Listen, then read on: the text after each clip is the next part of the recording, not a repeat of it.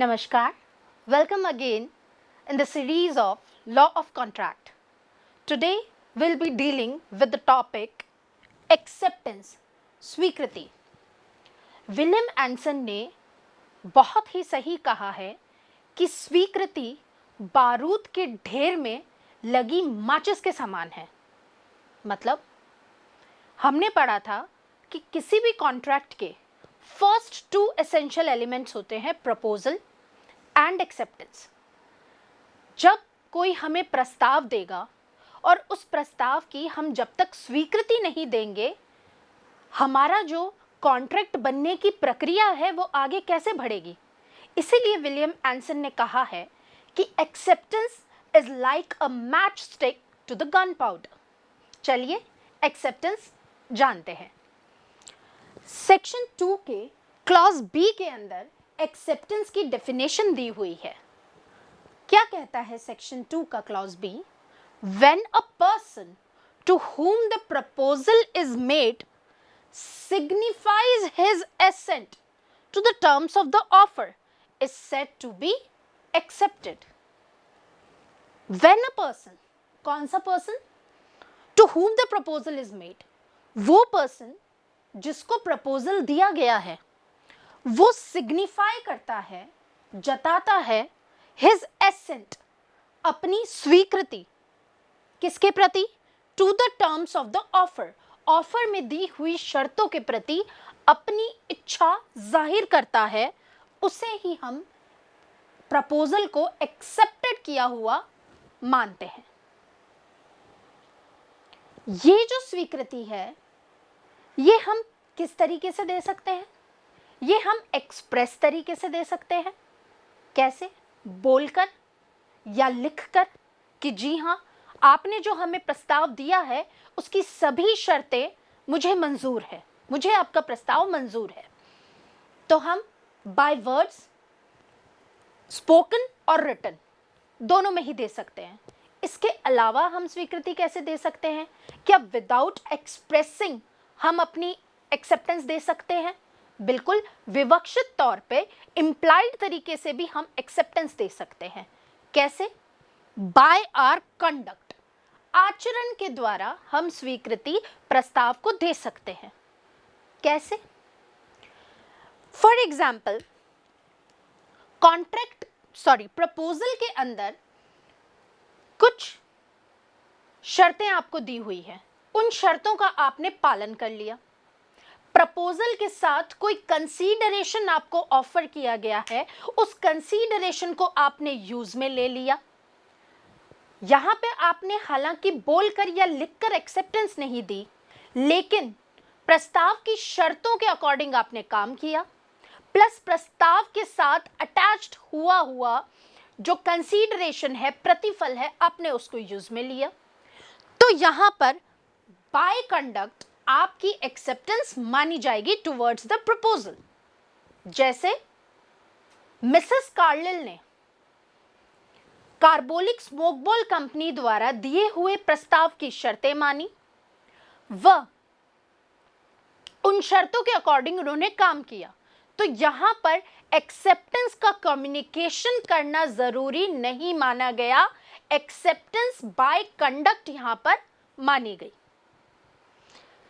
इसी तरीके से हम यदि किसी टैक्सी में बैठते हैं और कहीं पर हम जाते हैं, तो यहाँ पे हमारा जो आचरण है उस टैक्सी की सर्विसेज को अवेल करना, वो हमारा आचरण है कि हमने वो जो कंसीडरेशन है उसको हमने एक्सेप्ट कर लिया.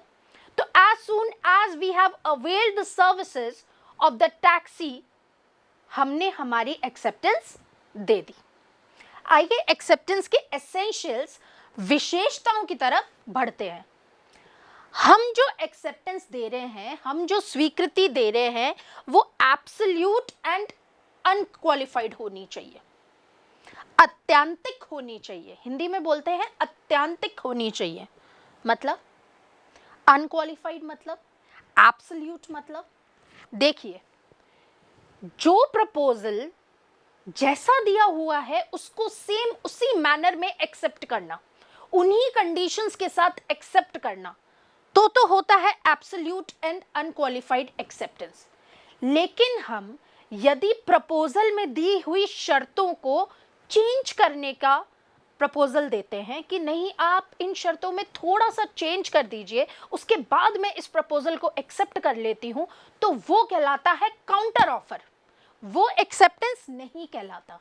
तो एक्सेप्टेंस तो वही होगी जो ऑफर को एज इट इज क्या कर रहे हैं, हम एक्सेप्ट कर रहे हैं। जैसे फॉर एग्जाम्पल मैंने आपको ऑफर दिया कि क्या आप मेरी गाड़ी 1 लाख रुपए में खरीदेंगे। आपने मुझे कहा कि मैं 1 लाख रुपए में तो खरीद लूंगी या खरीद लूंगा, लेकिन मुझे इसकी 5 सर्विसेज का आप एश्योरेंस दो कि इसके बाद जो 5 सर्विसेज होंगी उसका खर्चा आप उठाएंगे। तो यहां पर आपने एब्सोल्यूट या अनक्वालिफाइड एक्सेप्टेंस नहीं दी है, आपने मुझे काउंटर ऑफर दिया है। अब now it is up to me कि मैं आपका वो प्रपोजल एक्सेप्ट करूं या ना करूं। नेक्स्ट, प्रेस्क्राइब्ड मैनर में एक्सेप्टेंस होनी चाहिए। मतलब प्रपोजल में यदि कोई तरीका आपको बताया गया है कि इसी तरीके से आप एक्सेप्टेंस देंगे, स्वीकृति देंगे, कोई मैनर प्रेस्क्राइब किया गया है, तो आप उसी मैनर में जो है अपनी एक्सेप्टेंस देंगे, उसके अलावा आप किसी और मैनर में एक्सेप्टेंस नहीं देंगे। फॉर एग्जाम्पल मैंने आपसे कहा कि मुझे आपकी स्वीकृति लिखित में ही चाहिए, तो आप मुझे ओरली स्वीकृति नहीं दे सकते, आप मुझे एक्सेप्टेंस इन रिटन में ही देंगे। इसीलिए कहा जाता है कि एक्सेप्टेंस जो है वो प्रेस्क्राइब्ड मैनर के अंदर होनी चाहिए। यदि प्रपोजल के अंदर कोई प्रेस्क्राइब्ड मैनर दिया हुआ है, यदि नहीं दिया हुआ है तो हमारे जो जनरल तरीका है कि एक्सेप्टेंस कैसे हो सकती है, बाय वर्ड्स स्पोकन और रिटन या by conduct. The third point is within reasonable time. अब इसका क्या मतलब होता है, देखिए हमने एक प्रपोजल दिया, तो उस प्रपोजल को आप देखिए विदिन रीजनेबल टाइम ही एक्सेप्ट कर सकते हैं। ऐसा नहीं कि मैंने आज आपको प्रपोजल दिया कि क्या आप मेरी गाड़ी 1 लाख रुपए में खरीदेंगे, और आप 1 साल बाद नींद से जाग रहे हैं और मेरे पास आके कह रहे हैं कि हाँ जी मैं आपकी गाड़ी 1 लाख रुपए में खरीदने के लिए तैयार हूं, तो दैट इज नॉट एक्सेप्टेबल। या तो प्रपोजल में कोई लिमिटेड टाइम आपको प्रेस्क्राइब किया हुआ हो कि देखिए आप अपनी स्वीकृति जो है 15 दिन के अंदर विदिन 15 डेज मुझे देंगे, और यदि नहीं दी हुई है, कोई प्रेस्क्राइब टाइम नहीं दिया हुआ है, तो विदिन रीजनेबल टाइम, युक्ति युक्त समय के अंदर आप क्या देंगे, सूचना प्रपोजल के लिए देंगे। अब ये युक्ति युक्त समय क्या होता है, तो इट डिपेंड्स कि प्रपोजल कैसा है। ठीक है, हर प्रपोजल की कंडीशंस, शर्तें अलग अलग होती है, फैक्ट्स और सर्कमस्टांसेस अलग अलग होते हैं, तो उन्हीं फैक्ट्स और सर्कमस्टांसेस के अकॉर्डिंग आपका जो रीजनेबल टाइम है, युक्ति युक्त समय है, वो काउंट किया जाता है। बाकी एसेंशियल एलिमेंट्स, एक बहुत ही इंपॉर्टेंट केस है फील्डहाउस वर्सेस बेंदले। इस केस में 3 इंपॉर्टेंट प्रिंसिपल्स निकलकर आए थे रिगार्डिंग एक्सेप्टेंस। 3 एसेंशियल एलिमेंट्स इसी केस से निकलकर आए थे रिगार्डिंग एक्सेप्टेंस। कौन कौन से थे, पढ़ते हैं कि mere silence is no acceptance. देखिए इस पे एक पर्टिकुलर क्वेश्चन भी आपके एग्जाम में आ सकता है, सीधा आपका क्वेश्चन बन सकता है कि does mere silence amounts to acceptance. क्या मौन स्वीकृति मानी जा सकती है। तो फील्डहाउस वर्सेस बिंदले के केस में यह कहा गया कि जी नहीं, बिल्कुल नहीं, mere silence is no acceptance. आपको सिर्फ चुप रहकर आप स्वीकृति नहीं दे सकते, उसके रिगार्डिंग आपको कुछ ना कुछ तो करना पड़ेगा, चाहे आप कोई आचरण करें प्रपोजल के अगेंस्ट। आचरण मैंने आपको बताया था कि या तो प्रस्ताव के साथ संलग्न शर्तों को आप मान लें या फिर प्रस्ताव के साथ जुड़े हुए प्रतिफल को आप स्वीकार कर लें, तब तो आपका आचरण के द्वारा स्वीकृति मान ली जाएगी। तो ये मेयर साइलेंस और कंडक्ट में क्या डिफरेंस है? देखिए, mayor silence means, for example, मैं आपको प्रपोजल दे रही हूँ कि क्या आप मेरी गाड़ी 1,00,000 रुपए में खरीदेंगे। को ये भी लिखकर भेज रही हूँ साथ में कि यदि आपने इसका कोई जवाब मुझे नहीं दिया, हाँ या ना में, तो मैं ये मानूंगी कि आप मेरी गाड़ी खरीदने के लिए तैयार है 1,00,000 रुपए में। तो यहाँ मैंने आपके ऊपर एक्सेप्टेंस को इम्पोज कर दिया है, थोप दिया है कि आपको कुछ ना कुछ रिटर्न में मुझे आंसर देना ही पड़ेगा, यस और नो का। ऐसा नहीं होता। It is against the rule of equity. साम्य के सिद्धांत के ये खिलाफ माना जाता है। हाँ, आप कोई आचरण के द्वारा स्वीकृति दे रहे हैं तो वो एक्सेप्टेबल है, लेकिन सिर्फ आप मौन रह रहे हैं, आप ना हाँ बोल रहे हैं ना बोल रहे हैं, ना आप ऐसा कोई आचरण कर रहे हैं, तो फिर वो स्वीकृति नहीं मानी जाएगी। ये कहा गया फेल्डहाउस वर्सेस बिंदले। इसका सीधा सा रूल है कि हम किसी के ऊपर जवाब को थोप नहीं सकते, इम्पोज नहीं कर सकते, हम किसी को विवश नहीं कर सकते। Next, acceptance must be communicated to the offerer only। जो हम स्वीकृति दे रहे हैं, जो हम एक्सेप्टेंस दे रहे हैं, उसकी कम्युनिकेशन हम सिर्फ और सिर्फ ऑफरर को ही करेंगे। जिसने हमें प्रस्ताव दिया है, जो प्रस्ताव करता है, हम उसी को तो स्वीकृति की कम्युनिकेशन करेंगे। जैसे फॉर एग्जाम्पल, मैंने आपको दिया 1,00,000 रुपए में गाड़ी खरीदने का ऑफर, आप एक्सेप्टेंस दे के जा रहे हैं मेरे पड़ोसी को, तो क्या वो जस्टिफिकेबल है? नहीं। एक्सेप्टेंस की कम्युनिकेशन जो है वो सिर्फ और सिर्फ ऑफरर को ही दी जाएगी। Next, by acceptor himself. अब जो ये एक्सेप्टेंस की कम्युनिकेशन है वो ऑफरर को करेगा कौन?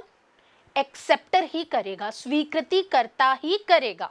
यदि मैंने गाड़ी खरीदने का ऑफर आपको दिया है तो आप ही उसकी स्वीकृति करेंगे मुझे। आपके बिहाफ पर आपका पड़ोसी आके वो स्वीकृति नहीं देगा, या तो आप करेंगे या आपका कोई एजेंट करेगा। एक्सेप्टेंस की कम्युनिकेशन या तो आप मुझे कर सकते हैं, या मैंने यदि कोई एजेंट रख रखा है तो आप उसको कर सकते हैं, अदरवाइज और किसी को हम नहीं कर सकते। आइए एक्सेप्टेंस से रिलेटेड इंपॉर्टेंट केस लॉ की स्टडी कर लेते हैं। फेल्डहाउस वर्सेस बिंदले का केस। इस केस के फैक्ट्स क्या होते हैं कि इस केस में एक अंकल होते हैं, अंकल का एक भतीजा होता है, भतीजे का एक बहुत बड़ा फार्म हाउस होता है जिसपे बहुत सारे घोड़े होते हैं, और भतीजे ने एक ऑक्शनर को भी अपॉइंट किया हुआ होता है जो कि घोड़ों की क्या लगाता था? बोली लगाता था। अब इस भतीजे के पास एक बड़ा ही प्यारा घोड़ा था, तो अंकल ने अपने भतीजे को एक लेटर लिखा। उन दिनों की बात है जब फोन नहीं हुआ करते थे, लेटर्स के द्वारा ही कम्युनिकेशन हुआ करता था।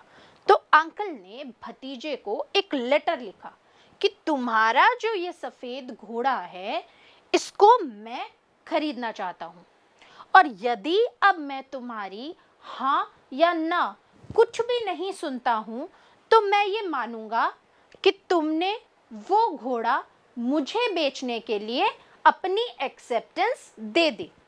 देखिए, यहाँ पे अंकल भतीजे के ऊपर जो है वो एक्सेप्टेंस को इम्पोज कर रहे हैं, थोप रहे हैं। ठीक है, यहाँ पे उन्होंने कहा कि यदि मैं तुमसे आगे इस घोड़े के बारे में कुछ भी नहीं सुनता हूं तो मैं यही मानूंगा कि तुमने मेरे प्रस्ताव को स्वीकार कर लिया है।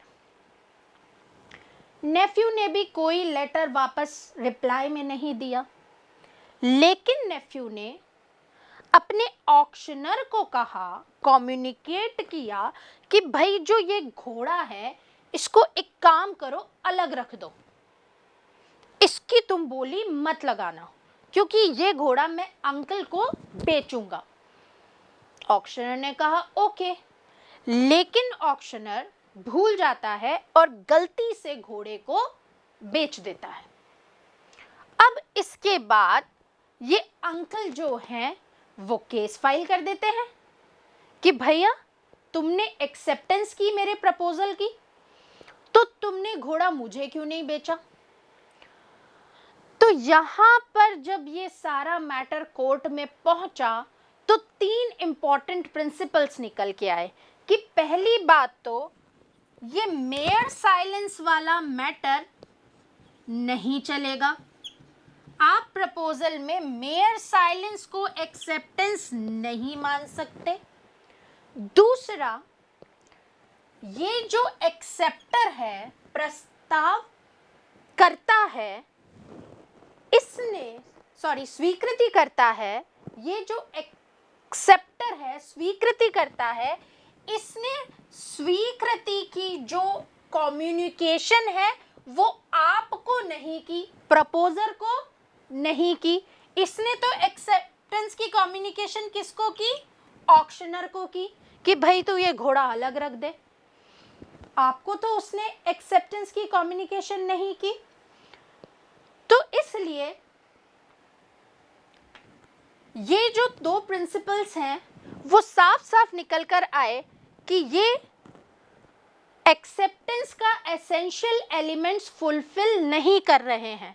ना तो नेफ्यू ने आपको एक्सेप्टेंस की कम्युनिकेशन की, ना ही mere silence amounts to acceptance. तो ये 2 बहुत ही इंपॉर्टेंट प्रिंसिपल्स जो है वो इस केस से निकल कर आए regarding the acceptance. Thank you for watching the video. Please like, share and subscribe our channel.